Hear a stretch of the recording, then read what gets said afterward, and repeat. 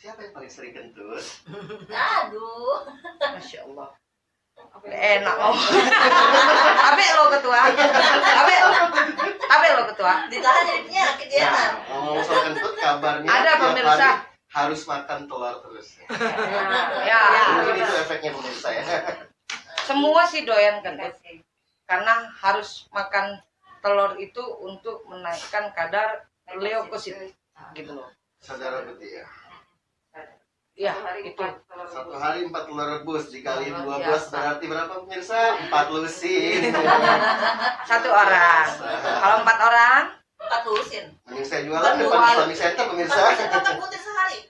4 butir sehari. 4 butir. Dikali 12 hari. 48. Iya. Oh, iya kan? 4 sampai 3, biasanya 4 sampai 3. Banyak juga ya pemirsa. Itu telur rebus Mas Rio. Telur rebus. Bayangkan telur rebus. Busuk-busuk banget itu ya, Pak.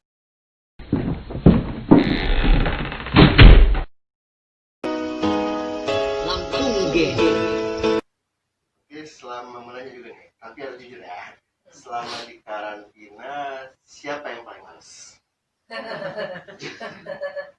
Kalau males sih semua dapat tugas ya Bu ya. Kategori males.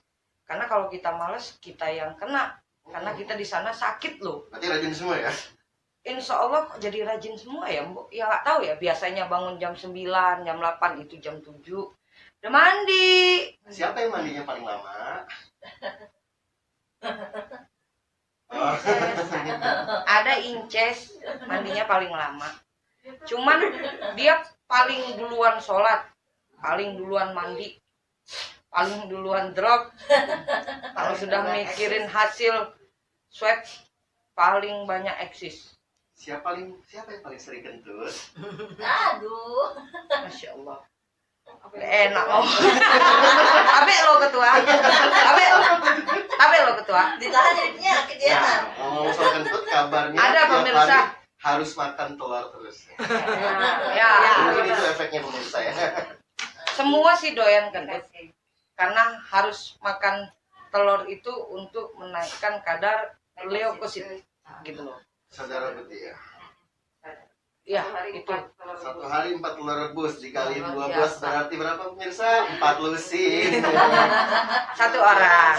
Kalau 4 orang, 4 lusin. Mending saya jualan depan Islamic Center pemirsa. 4 butir sehari. 4 butir sehari. 4 butir. Dikali 12 hari. 48. Iya. Oh, iya kan? 4 sampai 3, biasanya 4 sampai 3. Banyak juga ya pemirsa. Itu telur rebus Mas Rio. Telur rebus. Bayangkan telur rebus. Busuk-busuk banget itu ya, Pak. Cuman Udah kebayang loh. Cuman alhamdulillahnya olahraga ketua selalu mengajak pasien yang lain, tapi kita tetap ya tetap yang perempuan udah gitu yang masih agak tinggi kadarnya kan itu mungkin ada, tapi kita tetap pakai masker, tetap ini kegiatan kita juga tetap jaga jarak. Cuman kegiatan kita juga banyak sih Mas Rio, dari karaoke, nyanyi, udah gitu yasinan. Iya, udah gitu kita pasti kita tebak-tebakan, edit video. Iya, Banyak walaupun hikmahnya. pakai handphone tapi kita disuruh edit video. Ada sih sama ketua, ayo lomba edit video siapa? Itu sampai jam 1 apa itu kita edit, saking keasikan yang edit video. Sudah gitu yang senam dari Instruktur yang ya. tua-tua itu pelatih, ketua sekaligus pelatih. Pokoknya suaranya habis kalau pagi. Ayo gitu. Semua diajak gitu. Saling menguatkan kalau di sana itu. Malah seru ya. Nggak, kabarnya karena gue sendiri yang nggak ikut, nggak terpapar dan nggak ikut karena ikut jauh ya kan. Kabarnya ada penawaran jadi guru senam gitu, agak mahal bayarannya. Oh iya, itu kemarin ada bendahara. Jadi ada yang senam, bendahara mengajukan sayembara. Alhamdulillah, satu pun nggak ada yang mau. Mau dibayar berapapun rupanya mereka tidak mau. Permainan juga soalnya di situ. Sebenarnya Kabarnya mau dibayar berapa satu kali ini? Gue pengen tahu, soalnya gue pengen ngedaftar tapi soalnya. Masalahnya gini Mbak Putri, jadi instruktur senam di sana tidak memakai baju senam, APD lengkap. Kuat Mbak Putri. Iya. Cepet kurus gitu ya. Cepet kurus itu Maya. Ya gue tanya kan karena gue yang nggak terpapar dan memang kan gue kan nggak beberapa penyuluhan memang ada yang mau gue ikutin beberapa nantinya. Ternyata sudah COVID dan kena duluan ya kan. Tapi tetap di plan lah itu. Tetap kita lanjutkan. Artinya kita nggak kapok yang bawahnya, nggak kapok gitu ya. Tetap lanjutkan sosialisasi protokol kesehatan ke tengah masyarakat. Malah lebih jadi ke relawan. Luar biasa. Setelah kita diisolasi di Islamic Center, artinya kami anggap itu adalah pendidikan buat kami, pendidikan untuk menambah ilmu, menambah wawasan. Maka saya selalu ucapkan alhamdulillah saya terpapar COVID. Alhamdulillah saya terpapar COVID. Artinya kita diberikan kesempatan untuk belajar dari situ dan diberikan pemahaman lebih luas tentang virus ini, dan kita bisa membagikan kepada keluarga, sahabat, masyarakat pengalaman-pengalaman kita selama kita diisolasi dan selama kita berdampingan dengan virus COVID-19. Bagaimana caranya kita membangun mental. Sebenarnya yang lebih berbahaya adalah di pandemi ini adalah ketika mental kita yang tidak siap menerima kenyataan. Benar. Itu bukan hanya fisik. Jadi kalau fisik kita bisa supply dengan vitamin, makanan bergizi gitu kan. Itu. Tapi secara psikis ya, secara psikis ini yang belum banyak bisa menerima, baik yang terpapar maupun yang memang di luar sana yang belum terpapar. Jadi ini ada benturan yang keras saya katakan, yang memang karena sama-sama saya tidak terima kalau saya positif corona. Saya tidak yakin karena itu virus makhluk halus yang tidak bisa dilihat. Di mana dia, kapan dia, dengan siapa dia gitu. Jadi tetap kewaspadaan kita tingkatkan. Kenapa kita harus membangun mental, itu yang pertama. Ketika orang terlalu dicekam dengan rasa takut, secara otomatis dia akan turun imunnya. Dan ini akan berdampak tidak baik untuk pasien COVID sendiri. Jadi ayolah bangun mental, tanamkan bahwa dengan diri kita bahwa ketika memang penyakit ini bukan sumber ajal kita, maka kita tidak akan kalah dengan virus ini. Itu satu. Arti kata kalau kita mau meninggal bukan hanya karena corona. Ya, artinya bukan hanya karena corona saja. Diam di rumah, sedang asik minum, dalam keadaan sehat pun kita meninggal. Di situ aja. Jadi di sini pun kita meningkatkan keimanan dan ketakwaan kita kepada Allah. Artinya banyak hikmah yang kami ambil. Artinya secara spiritual semakin meningkat keimanan dan ketakwaan kita. Artinya kita tidak perlu khawatir dengan ketentuan yang sudah digariskan Allah. Karena sempat banyak teman-teman yang begitu takut kehilangan mata pencarian pada saat itu. Takut kalau keluarga nggak makan, kalau ditinggalkan itu di luar sana yang berkembang seperti itu. Tapi saya aku yakin Allahu Akbar. Saya diberikan ujian seperti ini, LSPM diberikan ujian seperti ini karena LSPM itu kuat. Orang-orang LSPM itu kuat. Perempuan-perempuan LSPM itu kuat. Saya yakin itu. Dan saya tanamkan kepada mereka semua. Kita kuat.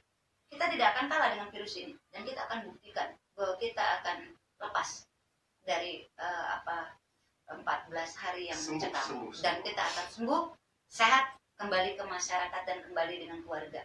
Karena tentunya keluarga kita berharap kita pulang sehat. Bukan pulang tinggal nama.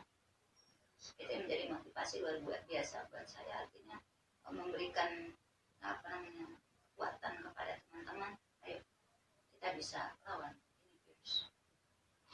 Karena siapapun yang kuat, dia akan menang melawan virus. Dan siapapun yang lemah, dia akan kalah. Jadi itu adalah pertaruhan antara ada dan tiada pada saat itu. Tapi alhamdulillah dengan kekompakan, dengan kebersamaan, dengan kekeluargaan kami di sana yang tadinya tidak saling kenal gitu ya satu sama lain, pasien-pasien corona, sehingga kami menjadi keluarga yang baik gitu, yang jadi akrab gitu kan. Jadi mendeklarasikan keluarga corona. Alumni Islam. Kami Jadi adalah keluarga corona. Jadi dengan gembira, dengan bahagia, imun kita meningkat, insya Allah daya tahan tubuh kita pun akan kuat. Mudah-mudahan kita bisa melewati masa-masa sulit. Alhamdulillah. Nah, terakhir nih Mbak semuanya. Pesan nih mau Mbak Sugeng boleh, Mbak Gita boleh. Pesan untuk masyarakat Mbak, agar terhindar dan tidak terpapar dengan adanya virus corona sendiri. Boleh Mbak Gita atau Mbak Sugeng? Kalau pesan untuk masyarakat satu. Kalau pencegahan dulu kita lebih ke pencegahan. Tetapi sekarang kita sudah lebih ekstrim karena sudah pandemi, kita zona kita juga sudah orange. Jadikan 3M itu adalah kewajiban. Kewajiban. Jadi bukan hanya sekedar syarat, gunakan masker, mencuci tangan sesering mungkin dengan sabun, menjaga jarak. Itu dijadikan kewajiban untuk masyarakat. Kemudian pesan lagi kepada masyarakat, apabila kita merasa ada kontak, pernah berjumpa dengan pasien yang dinyatakan positif, segera kooperatif melaporkan diri, minta swab. Lakukan swab. Karena diketahui lebih dini, itu akan lebih baik penanganan dan akan lebih cepat pemulihan daripada kita yang hanya berdiam diri, berlarut-larut.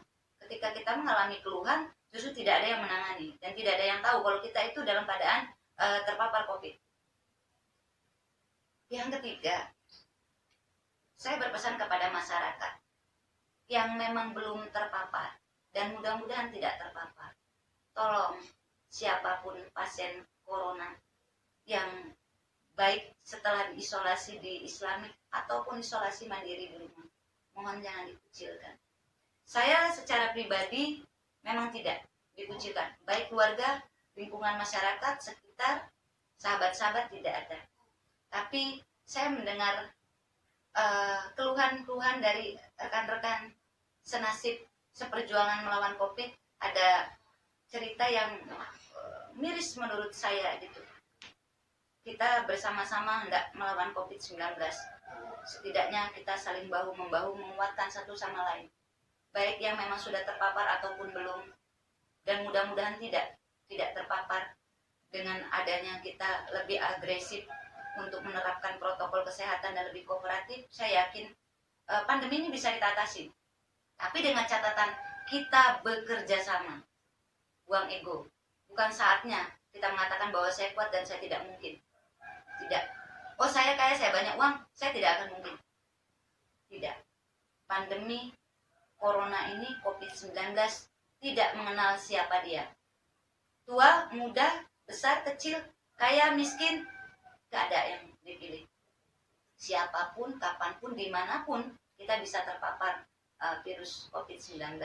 Jadi harapan saya kepada masyarakat, tolong jangan katakan COVID-19 ini sebagai aib dan begitu memalukan sehingga tidak bisa menerima kenyataan. Ini pandemi. Benar-benar ketika kita menghadapi ini adalah ujian dari Allah Subhanahu wa Ta'ala kepada kita. Kuat tidak kita, sabar kita tidak menghadapi ini semua. Bersama tidak kita saling menguatkan, kita sama-sama diuji. Jadi tolong, bukan kita mendoakan. Bagaimana rasanya jika itu terjadi pada diri Anda, keluarga Anda, saudara Anda yang dikucilkan? Apalah rasanya? Jadi kita baiknya, kalau istilah kami itu balik belah, merasakan itu bagaimana apa yang dirasakan orang itu ada pada diri kita atau keluarga kita. Tentunya kita juga akan sedih. Yang membuat saya miris ketika ada sebagian dari pasien COVID-19 ini yang memang dikucilkan di masyarakat, dikucilkan sahabat-sahabatnya sendiri, dikucilkan oleh teman-teman kerja. Padahal pasien corona itu siapapun dia yang dalam keadaan positif betul-betul membutuhkan dukungan mental dari semua pihak. Itu yang terpenting. Karena kematian bukan karena disebabkan virusnya yang terlalu ganas, tetapi karena kesiapan psikisnya yang tidak ada dukungan. Ketika di masyarakat ditolak, di keluarga ditolak, maka dia nggak tahu harus kemana dan timbul putus asa dan akhirnya mengakibatkan hal-hal yang kita tidak inginkan. Itu Bang. Pemirsa, sekali lagi saya ngomong, ini real, ini bukan juki. Ya, yang penting jangan ngeyel, jangan bandel, tetap mematuhi protokol kesehatan dari pemerintah. Oke, terima kasih Mbak Julen. Minta kesempatan dulu Bang Rio. Ya, boleh. Kita mau ucapkan terima kasih. Oh ya. Nah, pada kesempatan ini tentunya kami LSPM beserta jajaran mengaturkan terima kasih yang setinggi-tingginya, sedalam-dalamnya, seluas-luasnya kepada tim gugus tugas COVID-19 Lampung Utara yang dipimpin oleh Bapak Sani Lumi, kemudian semua satuan TNI Polri, kemudian BPBD Lampung Utara yang selalu setia mengantarkan kami makanan gitu, nggak kenal hujan, pagi siang petang selalu memenuhi kebutuhan kami selama kami diisolasi di Islamic Center. Kemudian semua pihak PMI, DLAJR ya yang tergabung dalam satuan gugus tugas COVID-19 di Lampung Utara, terucap terima kasih. Kemudian kepada keluarga yang mendukung kami, selalu memberikan semangat kepada kami harus sehat. Kemudian kepada warga masyarakat tetangga saya yang dekat gitu ya, yang selalu memberikan support selama saya di karantina, mereka memberikan support yang luar biasa, memberikan makanan, memberikan penguatan secara fisik maupun mental kepada mereka yang tinggal di rumah, keluarga yang tinggal di rumah. Kemudian sahabat-sahabat yang luar biasa, karena kalian kami menjadi kuat. Tentunya dengan doa dan support yang mengalir setiap hari kepada kami, itulah yang didengarkan oleh Allah, kemudian diijabah, dan sampai saat ini kami masih bisa berkumpul bersama keluarga.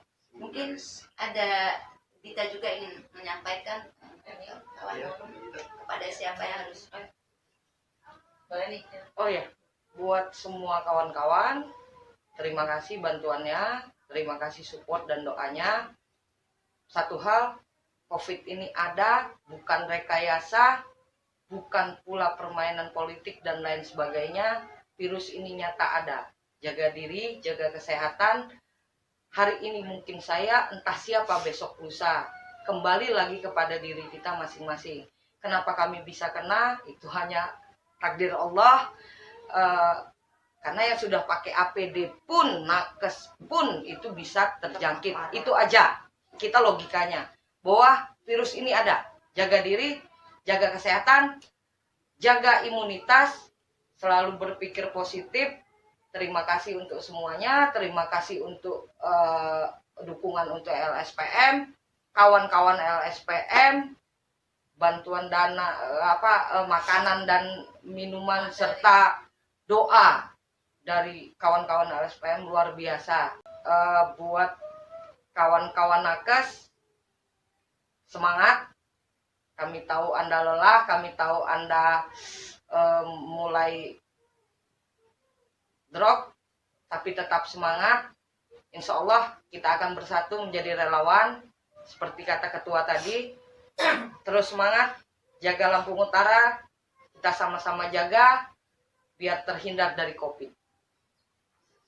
Baik, Nanti ya pada seluruh sahabat, keluarga besar saya ucapkan hati terima kasih kepada Dokter Iin, kepada Mbak Uut, kepada Mbak Leli dan Dokter Dian yang selalu memantau saya setiap hari karena saya diisolasi mandiri di rumah saya, dan kepada seluruh masyarakat yang ada di sekitar saya yang luar biasa memberikan dukungan dan kepeduliannya kepada keluarga saya aturkan terima kasih. Itu aja. Bendung. Sudah cukup. Oke, yang penting bahagia. Gua Rio pamit undur diri. Wassalamualaikum warahmatullahi wabarakatuh. Salam sehat. Salam sehat, putus LSPM, mata rantai. Putus mata rantai.